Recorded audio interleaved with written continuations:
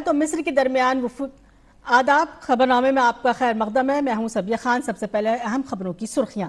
भारत और मिस्र के दरमियान वफूद की सतह पर बातचीत के बाद कई अहम माहिदों पर हुए दस्तखत। साइबर सिक्योरिटी के शोबे में ताउन और दहशतगर्दी के खिलाफ इंटेलिजेंस के तबादले पर हुआ इत्तफाक राय।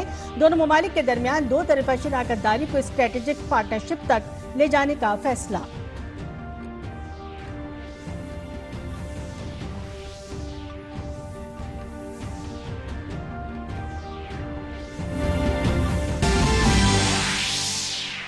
सदर जमहूरिया द्रौपदी मुर्मू और वजीर आजम नरेंद्र मोदी ने मिस्र के सदर का किया इस्तकबाल। राष्ट्रपति भवन में दिया गया गार्ड ऑफ ऑनर। अब्दुल फतेह अस्सीसी यौम जमहूरिया की तकरीबात में होंगे मेहमान खुसूसी।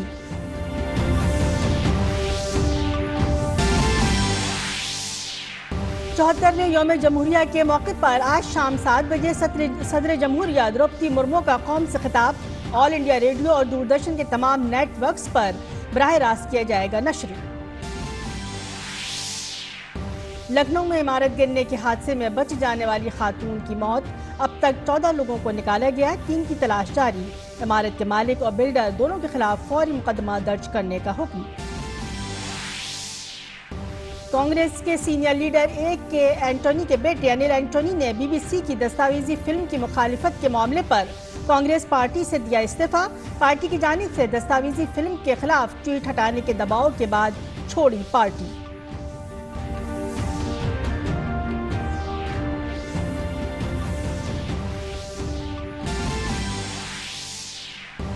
जल जीवन मिशन के तहत मुल्क के 11 करोड़ खानदानों को हर घर पानी किया गया फराहम।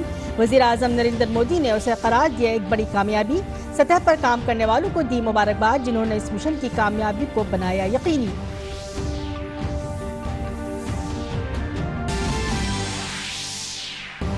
भारतीय टेनिस स्टार सानिया मिर्जा और रोहन बोपन्ना की जोड़ी ऑस्ट्रेलियन ओपन के मिक्स्ड डबल्स फाइनल में अमेरिका की डेज़नी क्राजिक और बर्तानिया के नील सुकोपिस्की को 6-7, 6-7, 6-10 से शिकस्त दी।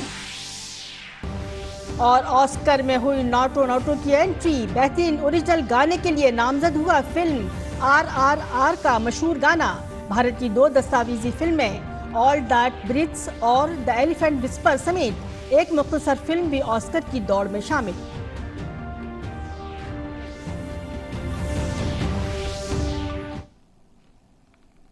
आदाब। खबरनामे में आपका खैर मकदम है। मैं हूं सबिया खान। खबर तफसील से।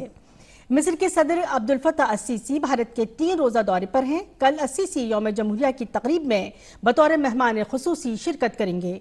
मिस्र के सदर का राष्ट्रपति भवन में रस्मी इस्तकबाल किया गया।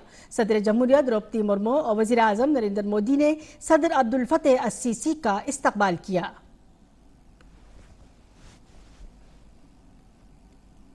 मिस्री सदर अस्सीसी को राष्ट्रपति भवन में गार्ड ऑफ ऑनर दिया गया।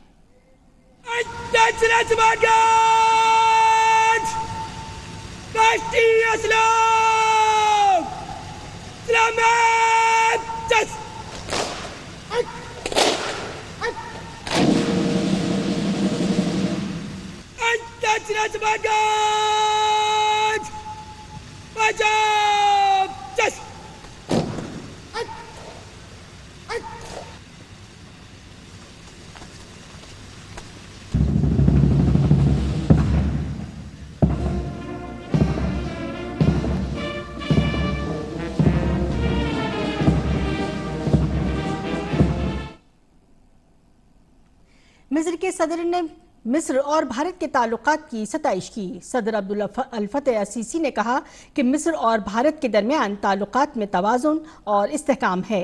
हमने तख्लीकी तरक्की देखी है। हम सब बहुत मस्बत तरीके से तरक्की कर रहे हैं।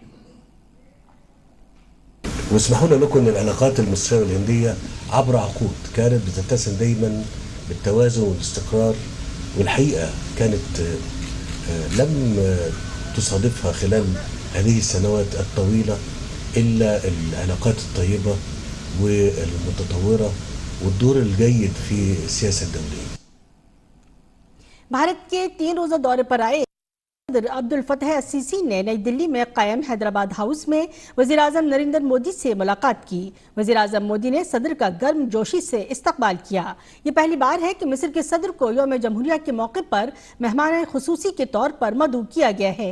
यौम जमहूरिया परेड में मिस्र का एक फौजी दस्ता भी हिस्सा लेगा।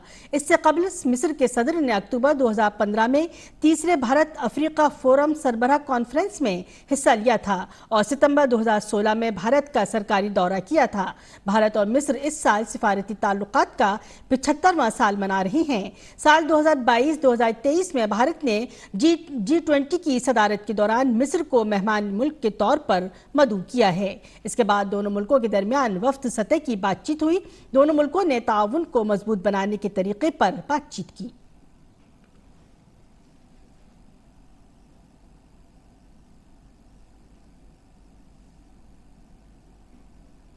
मिस्री सदर अब्दुल फतह सीसी ने राजघाट पहुंचकर महात्मा गांधी को खिराज अकीदत पेश किया। उन्होंने बापू की समाधि पर गुलहाए अकीदत नजर किए।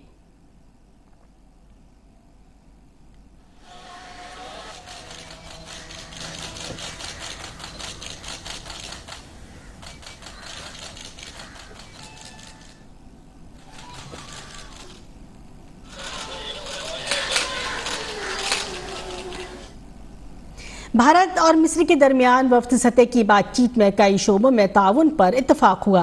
मुलाकात के बाद दोनों ममालिक के दरमियान मफाहिमतनामों का तबादला हुआ। भारत और मिस्र के दरमियान सिफारती ताल्लुकात की 75वीं सालगिरह के मौके पर दोनों ममालिक ने खुसूसी यादगारी डाक टिकटों का तबादला किया। दोनों ममालिक ने साइबर सिक्योरिटी के शोबे में ताउन को आगे बढ़ाने के लिए मफाहिमत की एक याददाश्त पर दस्तखत किए।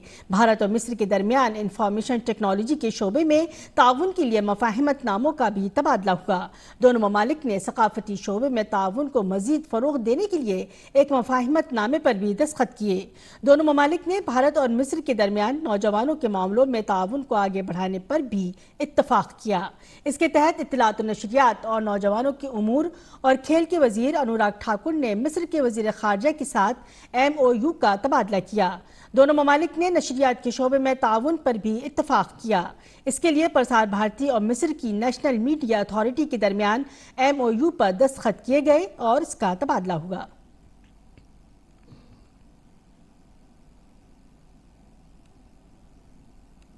मिस्री सदर के साथ अपने मुश्तरका बयान में वज़ीर आज़म मोदी ने कहा कि भारत और मिस्र मुख्तलिफ शोबों में अपने ताउन को आगे बढ़ा रहे हैं। वज़ीर आज़म मोदी ने कहा कि दोनों ममालिक दहशतगर्दी को इंसानियत के लिए सबसे बड़ा खतरा समझते हैं।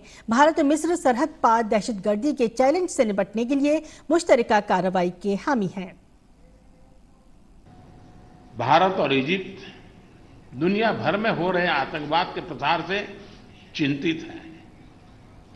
हम एकमत है कि आतंकवाद मानवता के लिए सबसे गंभीर सुरक्षा खतरा है।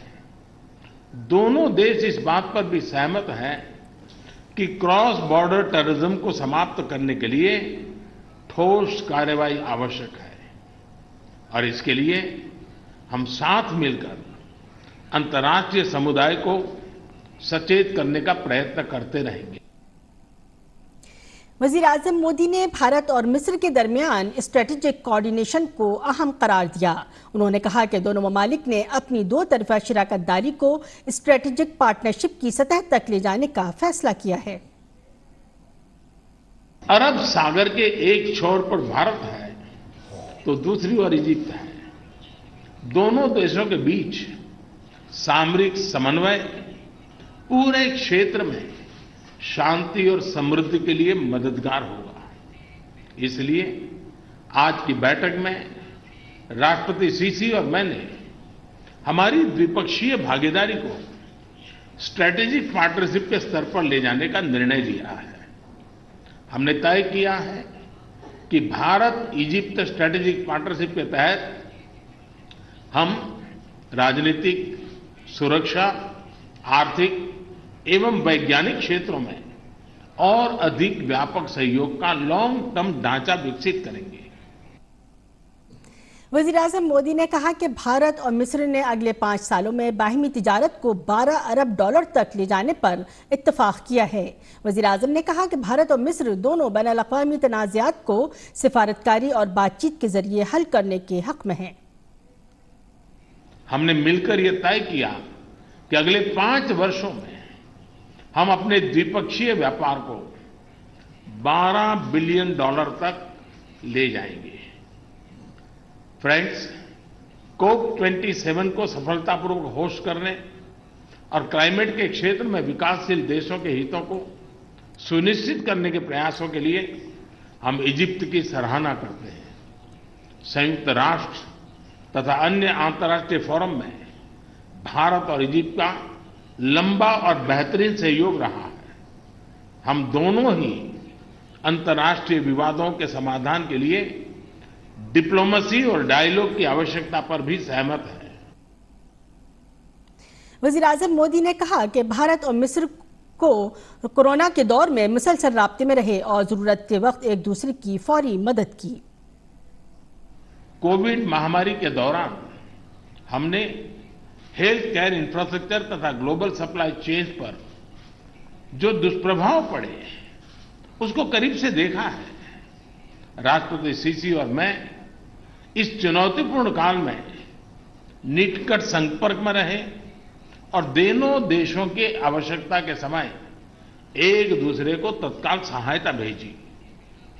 आज हमने कोविड और उसके बाद यूक्रेन संघर्ष के कारण प्रभावित हुए फूड और फार्मा सप्लाई चेन्स को उस पर भी मजबूत करने की दिशा में व्यापक चर्चा की है।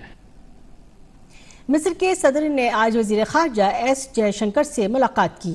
असीसी के साथ मिस्र से एक वफ्द भी भारत के दौरे पर आया है। वजीर खारजा से मुलाकात के दौरान दोनों फरीकों में आपसी मफाद समेत कई अहम मसलों पर बातचीत हुई।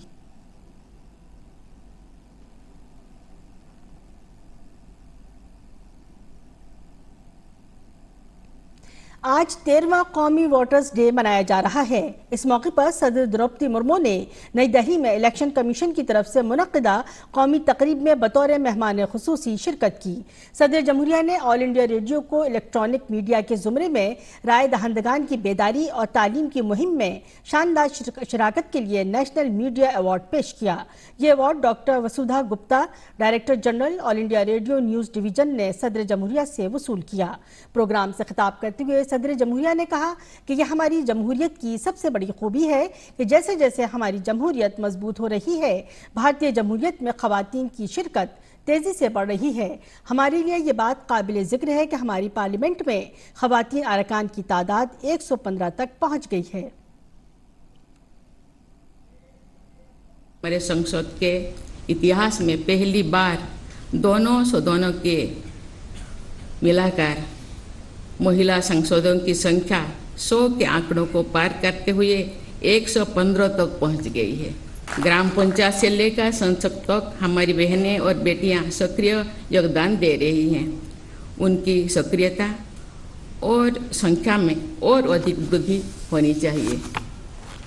मुझे ये जानकर प्रसन्नता हुई है कि निर्वाचन आयोग द्वारा चुनाव प्रक्रिया को और अधिक समावेशी बनाने की दिशा में पार्टिकुलरली वल्नरेबल ट्राइबल ग्रुप्स, दिव्यांगजनों, वयोवृद्ध मतदाताओं तथा ट्रांसजेंडर मतदाताओं की सुविधा के लिए विशेष प्रयास की जा रही है। वहीं सदर जमहूरिया मोहतरमा द्रौपदी मुर्मू ने यह भी कहा कि इस साल के यौम राय दहंदगान की theme nothing like voting, I vote for sure तमाम वोटर्स के अज़्म का इजहार है।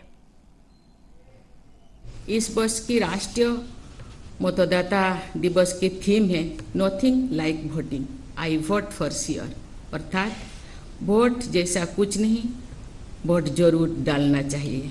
ये थीम मतदाताओं के संकल्पों को व्यक्त करती है।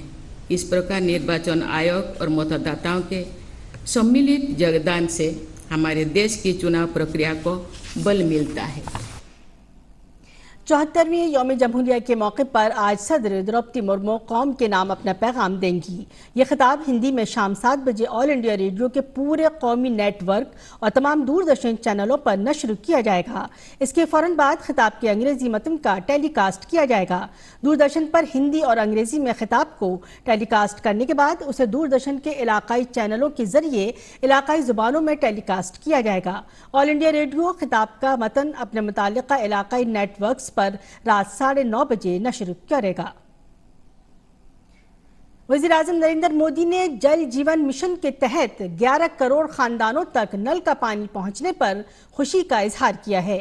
वज़ीर-ए-आज़म ने ट्वीट किया, एक अजीम कामयाबी, भारत के लोगों को हर घर जल को यकीनी बनाने के लिए निचली सतह पर काम किया गया। इन तमाम लोगों को मुबारक हो जिन्होंने इस पहल से फायदा उठाया। इस मिशन को कामयाब बनाने के लिए निचली सतह पर काम करने वालों को भी मुबारकबाद। कांग्रेस के सीनियर लीडर और केरला के साबिक वजीर आला A.K. एंटोनी के बेटे अनिल एंटोनी ने कांग्रेस पार्टी से इस्तीफा दे दिया है। अनिल एंटोनी ने 2002 के गुजरात फसादात पर BBC की दस्तावेजी फिल्म की मुखालिफत की। अनिल एंटोनी ने ट्वीट करके अपने इस्तीफे की इत्तला दी। उन्होंने कहा कि उन पर एक ट्वीट वापस लेने के लिए दबाव डाला जा रहा है। अनिल एंटोनी ने BBC की दस्तावेजी फिल्म के खिलाफ एहतजाज करते हुए ट्वीट किया कि जो लोग बरतानवी नशरियाती अदारे और बरतानिया के साबिक वजीर खारजा जैक स्ट्रॉ के ख्यालात की हिमायत करते हैं, वो भारतीय इदारों पर एक खतरनाक मिसाल कायम कर रहे हैं, क्योंकि 2003 की इराक जंग के पीछे जैक स्ट्रॉ का ही दिमाग था। अनिल एंटोनी ने AICC सोशल मीडिया और डिजिटल कम्युनिकेशन सेल के नेशनल कोऑर्डिनेटर, केरला प्रदेश कांग्रेस कमेटी के डिजिटल मीडिया के कोऑर्डिनेटर के ओहदे से इस्तीफा दे दिया है। BBC documentary, I did say that it comes from certain place and we should be a little cautious about it, and it was a very innocuous and observation, I would say. But then sadly what happened is, let's say after that next few hours I had a lot of calls from many places, a lot of text messages saying that I should retract my tweet. And I do think that somebody who like end of the day, these kind of people, I do feel that from where I come from, I don't think that these are the kind of people I should be working with, and I think this is very disappointing to see where this has reached. This is my personal decision which I had taken after a lot of thought, and I do think this is the best course of action. Lakhimpur case में मुलजिम आशीष मिश्रा को बड़ी राहत मिली है। Supreme court ने मुलजिम आशीष मिश्रा को 8 हफ्तों के लिए मशरूत तौर पर उबूरी जमानत दे दी है। इसके साथ ही सुप्रीम कोर्ट ने एहतजाज करने वाले 4 किसानों को भी जमानत दे दी है। सुप्रीम कोर्ट ने कहा कि अगर ट्रायल या गवाहों को मुतासिर करने की कोशिश की गई तो जमानत मनसूख कर दी जाएगी। अदालत ने आशीष मिश्रा को जमानत के बाद उत्तर प्रदेश या NCR में न रहने का हुक्म दिया है।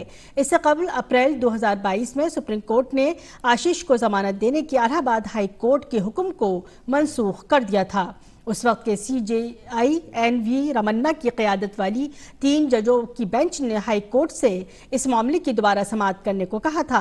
दूसरी समाअत के बाद इलाहाबाद हाई कोर्ट ने आशीष को जमानत देने से इनकार कर दिया, जिसके बाद आशीष मिश्रा ने दोबारा सुप्रीम कोर्ट का रुख किया था। लखनऊ के वजीर हसनगंज मार्ग पर 5 मंजिला लाया अपार्टमेंट के गिरने के बाद राहत और बचाव का काम मुसलसल जारी है। रात भर इंतजामिया और NDRF SDRF की टीम बचाव में मसरूफ रही। इमारत में 14 से 15 खानदान रिहाइश पजीर थे। अब तक 14 अफराद को बाहिफाजत निकाल दिया गया है, जबकि 3 अफराद को निकालने की जद्दोजहद जारी है। हादसे में अब तक 1 खातून की मौत हो चुकी है। DGP DS चौहान ने बताया कि रेस्क्यू ऑपरेशन में तकरीबन 48 घंटे लग सकते हैं। उन्होंने कहा कि अब FIR का मुसवदा तैयार किया जा रहा है। वाक़ये की वजूहात जानने के लिए 3 रुकनी कमेटी इसकी तहकीकात करेगी। इस दरमियान डिविजनल कमिश्नर डॉक्टर रोशन जैकब ने लखनऊ डेवलपमेंट अथॉरिटी के अफसरान को हिदायत दी है कि वह अलाया अपार्टमेंट के मालिक मोहम्मद तारिक, नवाजिश शाहिद और बिल्डर्स यजदान के खिलाफ फौरी तौर पर मुकदमा दर्ज करें। इसके साथ ये हिदायत भी है कि शहर में यजदान बिल्डर्स की बाकी इमारतों की भी निशानदही की जाए और उनकी छानबीन की जाए, और अगर इनमें कोई गैर कानूनी तामीरात नजर आए तो उन्हें गिराने के लिए इक़दाम किए जाएं। एक बेगम हैदर को फिर हम लोगों ने निकाला था, 85 साल की है, तो हॉस्पिटल में पहुंचने के बाद में फिर उनकी डेथ हो गई है। उनके अंदर क्रश इंजरीज थी, क्योंकि जो जब बिल्डिंग गिरी है तो अंदर उनके ऊपर एक भारी वस्तु गिरी है, जिसकी वजह से उनको चोट आई थी। जो है एक जो ट्रैप्ड हमारी लेडी है, तो उसका हमारा संपर्क हुआ है, बातचीत हुई है, परिजनों की भी बातचीत हुई है। तो उसको हम लोग कोशिश कर रहे हैं कि उसको हम लोग पहले निकाल लें। RRR जब से रिलीज हुई है उस वक्त से चार जानिब फिल्म की तारीफ हो रही है। इस फिल्म ने अब तक कई अवार्ड अपने नाम किए हैं। SS राजमौली की फिल्म RRR के नगमे नाटो नाटो को ऑस्कर के 95वें एडिशन में ओरिजिनल सॉन्ग के जुमरे में नामजद किया गया है। नाटो नाटो नगमा MM केरवानी ने तैयार किया है, चंद्र बोस ने नगमा लिखा है। इस फिल्म के डायरेक्टर मारूफ हिदायतकार SS राजमौली हैं। वहीं शौनिक सेन की डॉक्यूमेंट्री ऑल दी ब्रेथ्स को बेस्ट डॉक्यूमेंट्री फीचर फिल्म्स के जुमरे में नामजद किया गया है। ये दो भाइयों की कहानी है जिनकी जिंदगी का मकसद परिंदों का इलाज करना है। हाइड्रोजन को कायनात में वाफिर मिकदार में दस्तयाब शफाफ तरीन ईंधन समझा जाता है। IIT दिल्ली में वाक़ एक स्टार्टअप ने गाड़ियों में साफ और सब्ज हाइड्रोजन ईंधन के इस्तेमाल की समत में एक अहम पहल की है। हिदोस नामी स्टार्टअप ने हाइड्रोजन डिमांड सिस्टम शुरू किया है। इस टेक्नोलॉजी की मदद से गाड़ियों में ईंधन की खपत में तकरीबन 20% कमी मुमकिन है, जो कि हयातियाती ईंधन पर इन्हिसार करने और कार्बन के अखराज को कम करने में मददगार साबित हो सकती है। फॉसिल फ्यूल पर इन्हिसार कम करने, मुल्क को तवानाई में खुद कफील बनाने और कार्बन के अखराज को कम करने के मकसद से मरकजी हुकूमत ने हाल ही में नेशनल ग्रीन हाइड्रोजन मिशन को मंजूरी दी है। हुकूमत की इस अहम कोशिश की हिमायत करते हुए IIT दिल्ली के एक स्टार्टअप ने हाइड्रोजन ऑन डिमांड सिस्टम शुरू किया है, जो गाड़ियों के लिए साफ और सब्ज हाइड्रोजन ईंधन फराहम करता है। एहोर्ट्स नामी एक स्टार्टअप ने ये देसी टेक्नोलॉजी तैयार की है, जो गाड़ियों में फॉसिल फ्यूल के इस्तेमाल को 20% तक कम करके कार्बन के अखराज और आलूदगी की सतह को कम करने में मदद देगी। इस टेक्नोलॉजी की सबसे अहम बात यह है कि हाइड्रोजन को जखीरा करने से मुतालिक कोई मसला नहीं है। हम हाइड्रोजन को बनाते हैं और उसको फौरन इस्तेमाल कर लेते हैं, इसीलिए हम कहते हैं हाइड्रोजन ऑन डिमांड। तो हम उसको बनाते हैं, उसको इस्तेमाल कर लेते हैं और उसमें कोई स्टोरेज नहीं करते हैं। इसमें क्या करते हैं, हम इलेक्ट्रोलिसिस की सहारे हाइड्रोजन को बनाते हैं और उसको फौरन IC इंजन में उसको इस्तेमाल कर लेते हैं। जैसे ये गाड़ी है, एक आम गाड़ी है जिसके अंदर हमने ये हाइड्रोजन ऑन डिमांड का जनरेटर लगाया। हम लोग इसको जनरेटर कहते हैं आज की भाषा में। जो बुद्धिजीवी हैं वो उसको इलेक्ट्रोलाइज़र बोलेंगे। तो इलेक्ट्रोलाइज़र से हम हाइड्रोजन प्रोड्यूस करते हैं और उसको इमीडिएटली अपने IC इंजन में इस्तेमाल कर लेते हैं। We regulate the hydrogen so that जो कंबशन है वो बेस्ट होता है। हाइड्रोजन क्लीनेस्ट फ्यूल है, जिसकी वजह से जो टेल पाइप एमिशंस हैं वो स्टैंडर्ड से भी कम हो जाते हैं। Advanced hydrogen on demand system के तहत किसी भी मौजूदा गाड़ी को हाइड्रोजन का इस्तेमाल करते हुए माहौल दोस्त गाड़ी में तब्दील किया जा सकता है। गाड़ियों में सिर्फ 20% हाइड्रोजन ईंधन का इस्तेमाल कार्बन के अखराज में 80 से 85% तक कमी ला सकता है। Can make any vehicle a fit vehicle and a clean vehicle and a green vehicle. End of course जो दूसरा काम हम इसमें साथ साथ कर रहे हैं, ये जितना भी डेटा है ये हम इसको कलेक्ट कर रहे हैं through engine data and it gets stored on to the cloud so that we know हर गाड़ी नंबर ने कितना तेल बचाया, कितना उसने एमिशन कम किया। अगर हम 10 लाख गाड़ियां कर लेते हैं, जो हमारी 5 करोड़ गाड़ियां आज की डेट में पूरे हमारे देश में चल रही हैं, तो 10 लाख गाड़ी भी तो हम भारत सबसे आगे होगा कि हमने हाइड्रोजन का इस्तेमाल किया। मौक़िक़ीन के मुताबिक हाइड्रोजन ऑन डिमांड सिस्टम किसी भी गाड़ी में इस्तेमाल किया जा सकता है, जैसे कार, बाइक, स्कूटर, ट्रैक्टर या फिर ट्रक। कायनात में वाफिर मकदार में मौजूद हाइड्रोजन का इस्तेमाल गाड़ियों को तवानाई से भरपूर बनाने और आने वाले वक्त में सिफर के अखराज का हदफ हासिल करने में मददगार साबित होगा। निशान सौरभ की रिपोर्ट, DT न्यूज उर्दू खबरें। बैनुल-अक़वामी खबरों में, बांग्लादेश में सदारती इंतखाबात 19 फरवरी को होंगे। आज ढाका में इंतखाबी शेड्यूल का ऐलान करते हुए चीफ इलेक्शन कमिश्नर काजी हबीबुल अव्वल ने कहा कि सदर के ओहदे के लिए कागजात नामजदगी 12 फरवरी को दाखिल किया जाएगा।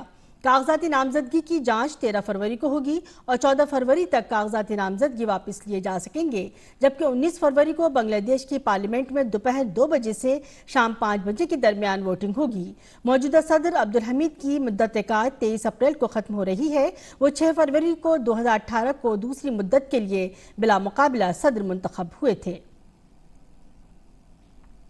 न्यूजीलैंड में लेबर पार्टी के रहनुमा क्रिस हॉपकिंस ने मुल्क के वजीर आजम के तौर पर हलफ उठा लिया है। जसिंडा आर्डन के पिछले हफ्ते इस्तीफा देने के बाद हॉपकिंस को न्यूजीलैंड का वजीर आजम बनाया गया। लेबर पार्टी ने इतवार को 44 साल के हॉपकिंस को पार्टी का रहनुमा और मुल्क की क़यादत के लिए मुंतखब किया था। हॉपकिंस ऑर्डन की काबीना में वजीर थे और उन्होंने कोविड-19 के खिलाफ मुल्क में अहम किरदार अदा किया था। हॉपकिंस के वजीर आजम बनने से पहले ऑर्डन ने गवर्नर जनरल सिंडी कैरो को अपना इस्तीफा सौंपा। सिंडी कैरो न्यूजीलैंड में किंग चार्ल्स के नुमाइंदे हैं। इजराइल के वजीर आजम बेंजामिन नेतन्याहू ने शाह अब्दुल्ला दोइम से मुलाकात के लिए मंगल को उर्दून का दौरा किया। दोनों ममालिक ने यरूशलेम में अल अक्सा मस्जिद की सूरत हाल पर गुफ्तगू की। उर्दून के शाही दरबार ने कहा कि शाह अब्दुल्ला दोइम ने इसराइल से मुकद्दस मकाम का एहतराम करने की अपील की। अल अक्सा मस्जिद को यहूदी और मुसलमान दोनों मज़ाहिब के अफराद मुकद्दस मकाम मानते हैं। हाल ही में इसराइल के सिक्योरिटी के वजीर अतामार बैन गोयर ने अल अक्सा मस्जिद का दौरा किया था, जिसकी मुताद्दद इस्लामी ममालिक ने मजम्मत की। नेतन्याहू के दफ्तर ने कहा कि दोनों रहनुमाओं ने दो फरीकी उमूर के साथ सिक्योरिटी और इक़्तिसादी ताउन पर बातचीत की। अमेरिकी सदर जो बाइडेन ने कांग्रेस से असलहों पर पाबंदी आयद करने के लिए तेजी से कार्रवाई करने की अपील की है, ताकि अमेरिकी बरादरी, स्कूल, वर्क प्लेस और घर महफूज रहें। कैलिफोर्निया में 48 घंटे के अंदर गोलीबारी के 2 वाकयात पेश आए हैं। व्हाइट हाउस से जारी एक बयान में सदर बाइडेन और खातून अव्वल जिल बाइडेन ने इन दोनों हमलों में हुई अमवात पर दुख का इजहार किया है। गोलीबारी के 2 अलग अलग वाकयात में तकरीबन 17 अफराद मारे गए और मुताद्दद अफराद जख्मी हुए हैं। अमेरिका की बाइडेन इंतजामिया ने फिनलैंड और स्वीडन के नाटो में शामिल होने के लिए अपनी हिमायत का इजहार किया है। अमेरिकी वजीर खारजा के तर्जुमान नेड प्राइस ने कहा, फिनलैंड और स्वीडन नाटो इत्तेहाद में शामिल होने के लिए तैयार हैं। नेड प्राइस ने कहा कि तुर्किया के साथ सहफरीकी मुज़ाकरात में रखने के बाद फिनलैंड और स्वीडन जल्द ही नाटो में शामिल होना चाहते हैं।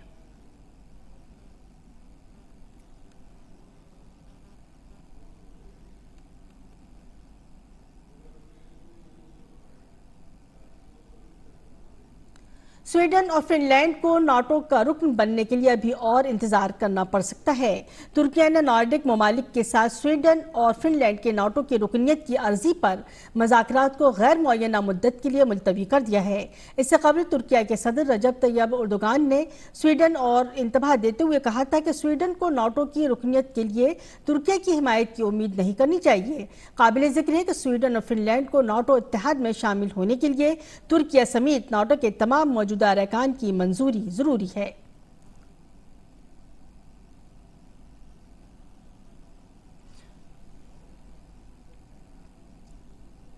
इसी के साथ खबरनामा अपने अख्ताम को पहुंचा। इजाजत दीजिए। आदाब।